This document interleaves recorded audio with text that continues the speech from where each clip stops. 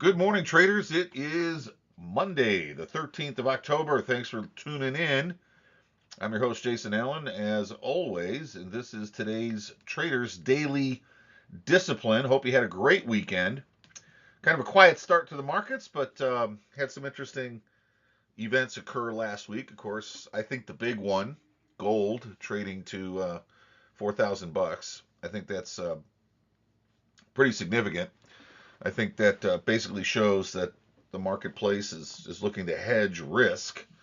And I think that that's going to give us a little bit of opportunity in the foreign currency markets anyway, which are my personal favorite.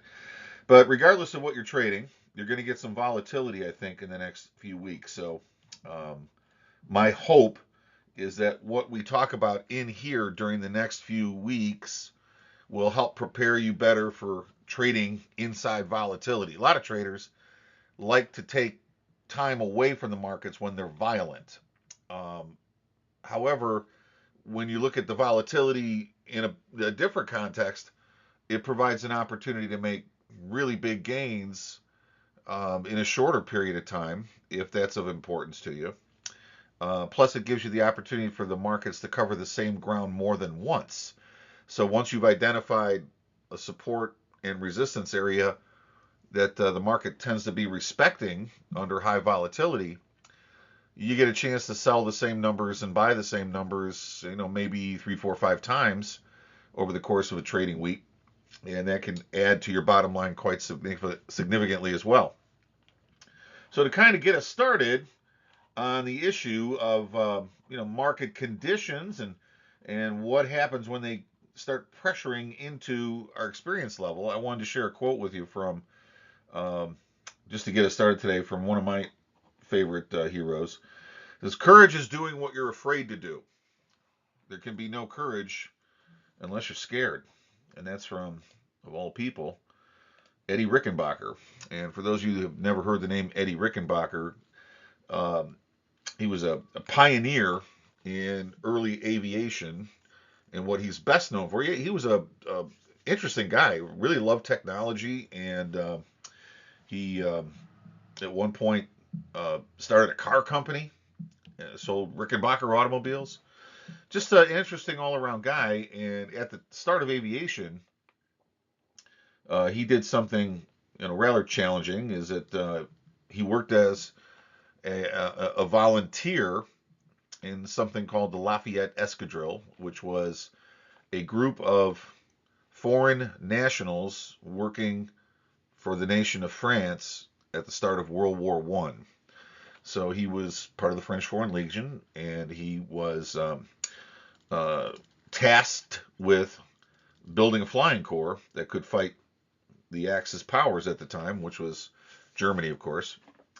And he was America's highest scoring um, pilot against the enemy for World War One, and wrote a bunch of different books, which I've read uh, most of what he has to write. One of my favorites is Fighting the Flying Circus. That's what the Luftwaffe was called in World War One. And I think the reason this quote is interesting, even though it comes from a pilot, fighter pilot, somebody who had no idea what he was doing until he did it. You got to remember, airplanes were basically sticks of wood and baling wire at that time, and you had a bigger chance of being killed by something breaking on the airplane as you did by somebody shooting in your head while you're trying to fly it. So really, scared out of your mind every time you went aloft would not be considered unusual at the time. So what Rickenbacker says here means when you're involved in some sort of environment and you got to do something to protect yourself or protect your mates, protect the people in your squadron, um, you need to have courage to do that. And unless you're scared, it's not really courage. So courage gives us the ability to move outside of our comfort zone.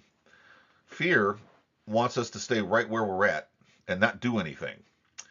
Protect ourselves by running, which in a situation where a war is being fought, probably not the best indicator of courage. although the coward lives to fight another day. But courage in the trading environment is doing what you haven't done before in order to stretch your education and your limits of your abilities. I remember the first time, I sold into a market that was topping. It was blasting off. It looked like it was never coming down. And what I was learning at the time was about market structure, and I was trying to stretch my limits. And I was amazed at how many times a market would do certain things, and then it would top and it would be all over. And if you just sold into it with a big enough, wide enough range, most of the time you'd be okay. So that's what I was trying to teach myself how to do. And I remember the first time I sold into that, that was in orange juice in the 80s. Scary. First time orange juice went over $2 a pound, I was selling into that high. And was scared. I was really scared. But at the time, I knew I was testing something that the only way to know if it would work for me is if I tested it in real time and it worked. And I learned that probability of that particular formation market structure showing up and providing an opportunity for a top that is going to give you a nice lead, it turned out to be about 60-65% depending on how you counted it. And that's enough of a winning edge to do it every single time. Every single time that happens now, I don't care. I put the trade out there, and if I'm stopped out, fine. I wait for the next opportunity. If it works, I move my stop to break even, and then I don't touch it for days or weeks or months, hopefully months. But 60-65% of the time or so, it gives me a really nice lead. Why is that important? Well, I didn't know that until I tried it, and I was scared out of my mind when I did it to begin with. If there's something about the marketplace that frightens you, if there's something about the trading environment that makes you go, nah, I don't think I want to do that. What is that something? Write that down. And then ask yourself, are there traders that have learned to overcome this? Have learned to make a methodology that works for them, including that thing that scares you right now, like doubling up on winners, adding to winning positions, um, rolling protective stops aggressively and then letting the trade work, and so that it might come back you all the way to break even before taking off again. Giving up market trade, open trade equity is okay. To how much? You know what I'm saying? Things like that scare you.